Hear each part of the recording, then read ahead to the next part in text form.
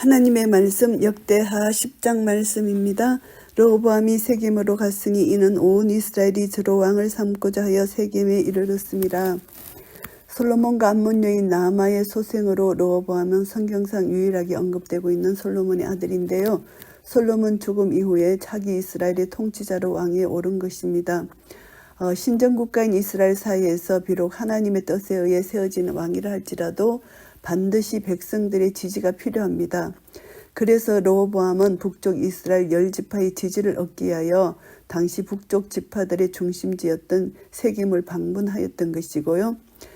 그래서 이스라엘 사이에서 왕의 추대는 온 백성의 일치된 마음에 의해서 이루어졌는데 사울, 다윗, 솔로몬의 경우 그러했습니다. 그래서 온 백성의 지지를 받지 못하는 왕은 진정한 그들의 왕이 될 수 없습니다. 르밧의 아들 여로보암이 전에 솔로몬 왕의 얼굴을 피하여 애굽으로 도망하여 있었더니 이 일을 듣고 애굽에서부터 돌아오매 르밧의 아들 여로보암은 일찍이 야야의 예언을 통해서 장차 자신이 이스라엘 10지파를 통치할 것을 알았습니다. 이 사실이 사전에 솔로몬에게 발각되어서 애굽으로 망명했습니다. 열왕기상 11장 40절에 보면은 그리고 이제 시삭의 보활이 있었고요. 이 일을 듣고 돌아왔다는 것, 솔로몬 왕이 죽었다는 것을 듣고 이제 망명 생활을 끝내고 돌아왔다는 것입니다. 무리가 보내어 저를 불렀더라. 여로보암과 온 이스라엘이 와서 르호보암에게 고하여 가로되, 이제 여로보암이 이제 돌아왔을 때 망명 생활의 청산을 끝내고 돌아왔는데 10지파의 요청에 의해서 적극적으로 정치적인 문제에 개입하게 되었다고 보고요. 그래서 여로보암과 온 이스라엘이 왔다는 것, 이스라엘이라는 것은 이제 북쪽 10지파를 여기서 가리킵니다. 이스라엘 백성들이 이와 같이 쉽게 여로보암과 결탁할 수 있었던 것은 다음과 같은 이유입니다. 솔로몬이 다윗성을 수축할 때 여로보암은 요셉 족속을 감동하는 자로서 강제 노역, 막중한 세금에 시달리던 백성들의 불평을 잘 알고 있었고 그런 점에서 여로보암과 백성들의 마음이 통하였기 때문입니다. 왕의 부친이 우리의 멍에를 무겁게 하였으나 왕은 이제 왕의 부친이 우리에게 시킨 고역과 매운 무거운 멍에를 가볍게 하소서. 그리하 하시면 우리가 왕을 섬기겠나이다. 멍에라는 것은 노예의 속박 상태를 말합니다. 솔로몬이 백성에게 지은 강제 노역을 의미합니다.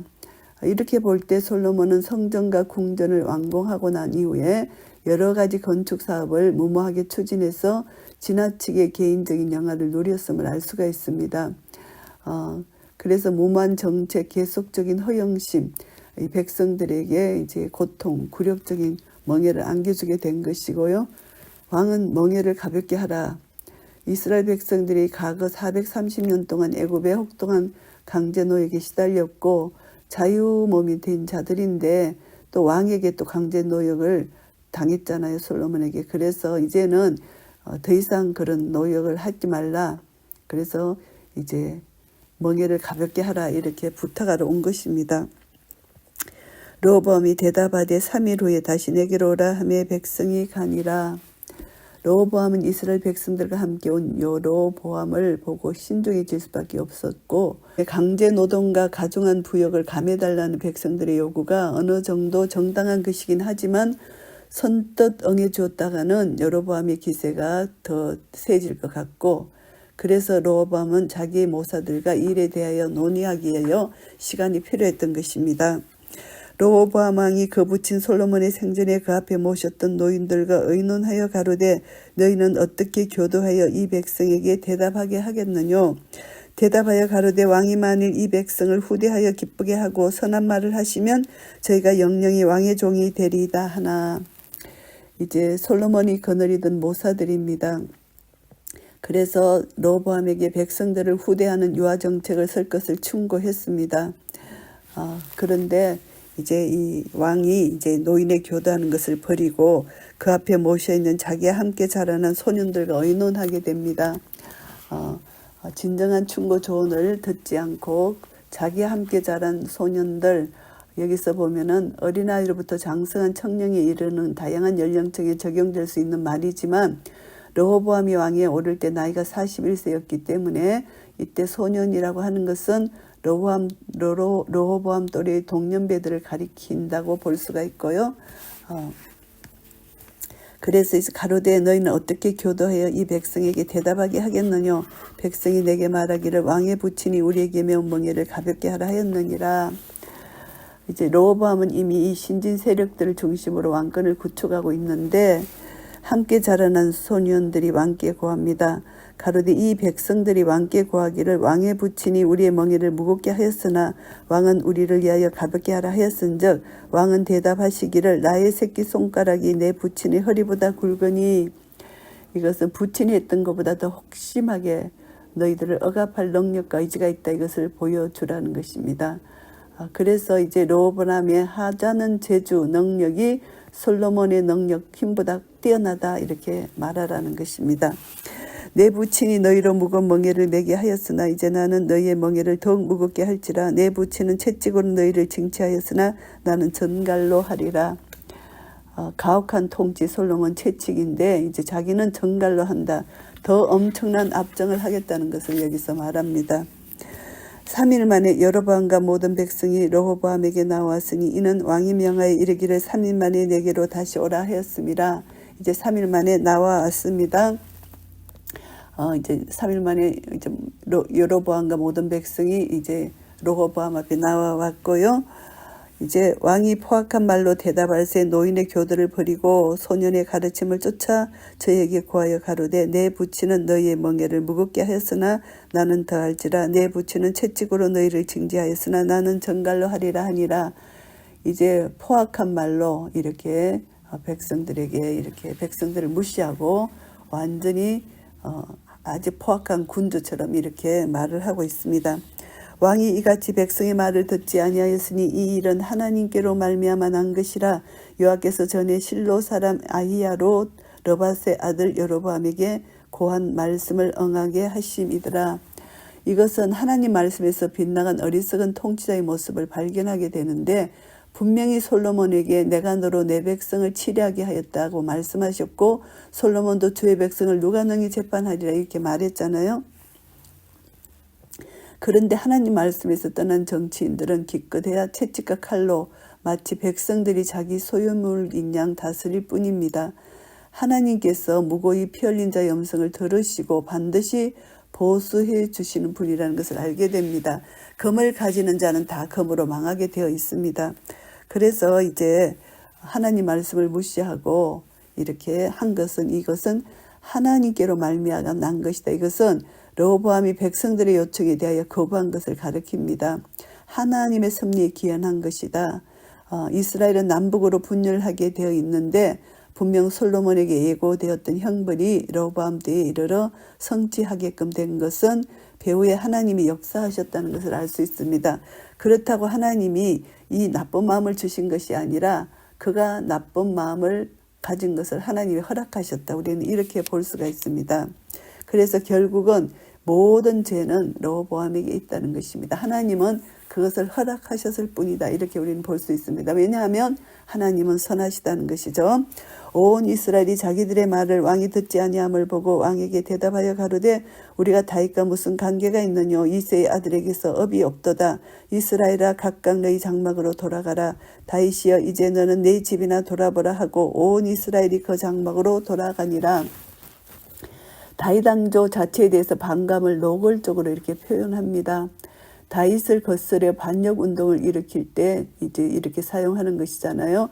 그래서 이제 르호보암의 안건을 부정하는 데 그치지 않고 다윗의 왕조 전체를 거부합니다. 하나님이 다윗 왕조를 통해서 이스라엘과 맺은 언약을 파기하는 죄악을 범하고 있는 것이고 이것은 이스라엘 백성들이 이스라엘의 진정한 통치자가 여호와이심을 망각하고 있는 것입니다. 그래서 이제 다윗 왕조를 다 부인하고 있는 것이고 이제 온 이스라엘이 그 장막으로 돌아갔다는 것은 자기 집으로 돌아간 것이 아니라 세겜에 있는 그들의 집합 장소로 돌아갔다는 뜻입니다. 팔레스타인은 지리적으로 남북이 크게 나누어져 있었기 때문에 더욱더 정치적 분열을 조장하기가 쉬웠다는 것을 알 수 있고요. 그러나 유다 성읍들에 사는 이스라엘 자손에게는 르호보암이 거항이 되었더라. 유다 지극에 거주하고 있는 북쪽 이스라엘 10지파 출신들도 포함해 지칭하고 있는 말입니다. 북쪽 출신 사람들은 자기 고향 사람들이 여로보암과 함께 르호보암 앞에 나섰을 때 그들과 행동을 같이 했던 것이지만 협상이 결렬된 뒤에는 그들이 여전히 유다 성읍들에 남아 있었던 것은 그들이 다시 르호보암을 따랐기 때문이 아니고 지리적으로 남북이 서로 단절된 상태에서 북쪽으로 이동하기가 힘이 들었기 때문이고요. 그들 중에 다윗 왕조를 생각하고 하나님의 언약을 기억하는 경건한 사람들도 포함되어 있었을 것으로 보고요. 르호보암 왕이 역군의 감독 하도람을 보내었더니 이스라엘 자손이 저를 돌로 쳐 죽인지라. 르호보암 왕이 급히 수레에 올라 예루살렘으로 도망하였더라. 르호보암이 하도람을 북쪽 열 지파에게 보낸 까닭은 어떤 까닭일지는 모릅니다. 그런데 어쩌면 협상을 하도록 아니면 세금을 징수하도록 보낸 것인지도 모릅니다. 아무튼 이때까지 이제 열 지파가 유다 지파에게서 분리되어 나갔다는 것을 인정하지 못한 것이죠. 그런데 그들이 하도람을 돌로 쳐 죽인 것을 보고 놀라서 도망을 가게 됩니다. 이에 이스라엘이 다윗의 집을 배반하여 오늘날까지 이르니라. 북이스라엘이 다윗의 집을 배반했다. 이것이 결론입니다. 오늘날까지 이르렀다. 역대기 저자가 철저히 다윗의 언약을 중심으로 이스라엘 역사를 기록하고 있습니다. 그래서 오늘까지 이르렀다. 이것은 이제 남북 분열 대치 상황을 모든 사람들이 익히 알고 있었다는 뜻으로 이렇게 기록한 것인데, 오늘날까지는 이것은 이제 에스라가 열왕기와 똑같이 기록한 것이기 때문에 오늘날까지 이렇게 표현한 것이고요. 열왕기서 기자의 말대로 그렇게 표현한 것이라고 볼 수가 있고요. 역대하 10장 말씀을 정리하겠습니다. 1절부터 15절까지는 솔로몬을 계승한 르호보암입니다. 세금과 노역에 대한 백성들의 요구, 그리고 그에 대한 노인들과 젊은이들의 충고를 듣는데 백성들의 요구를 거절하는 르호보암의 태도를 기록하고 있습니다. 이것이 남북 분열의 원인이 된 것입니다. 솔로몬이 엄청난 건축 사업을 추진하기 위해서 백성들로부터 막대한 세금을 징수하고 강제 노역에 동원되었고, 그래서 백성들의 불만은 극에 달하게 된 것이고, 더욱이 이스라엘은 종교적으로 타락의 일로에 빠져 산당을 건립하고 우상을 섬겼고 하나님의 은혜를 잃어가고 있는 상태입니다. 이 상태에 이제 르호보암이 여호와께 지혜를 구하지 않고 이제 자기 당면한 문제를 젊은이들과 이제 의논해서 해결했다는 것, 이것이 너무나 교만이죠. 백성들을 위하여 정치를 해야 된 왕이 그냥 자기 영광만을 취하는 것, 이것은 잘못된 것입니다. 엄청난 왕국 분열이라는 비극을 초래하게 된 것입니다. 그런데 이제 백성들을 보면은 정권 탈취욕에 가득 찬 여로보암을 앞세워서 그들의 생각을 관철시키려고 했던 것, 이것이 얼마나 잘못된지를 알 수 있습니다. 그래서 그 건세자들에 대해서는 하나님께서 심판할 것인데 백성들은 마땅히 그 건세에 대해서 이제 굴복해야 된다는 것이 우리가 성경의 가르침입니다.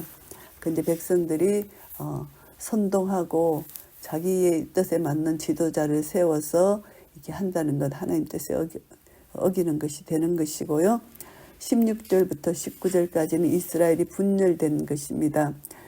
자신들의 주장을 관철시키지 못한 여로보암과 이스라엘 백성들이 다윗 왕제에 대해서 배반을 선언하고 르호보암에게 분열되어 가는 장면입니다. 이것은 열 지파가 반란을 일으켰다. 그래서 르호보암이 예루살렘으로 도주했습니다. 이것을 보면은 유다 왕국에 흐르는 하나님의 역사, 이것을 볼 수가 있습니다. 백성들은 비록 요구 조건이 관철되지 않는다 하더라도 하나님 언약 자체를 거부해서는 안 되는데 이들은 하나님의 언약 자체를 거부했습니다.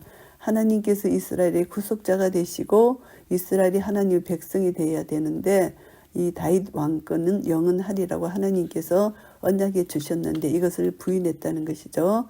이것이 백성들의 잘못이고요. 이것을 통해서 우리는 보면은 어떤 상황과 형편에서도 하나님 말씀을 떠나면 망한다는 것을 알게 됩니다.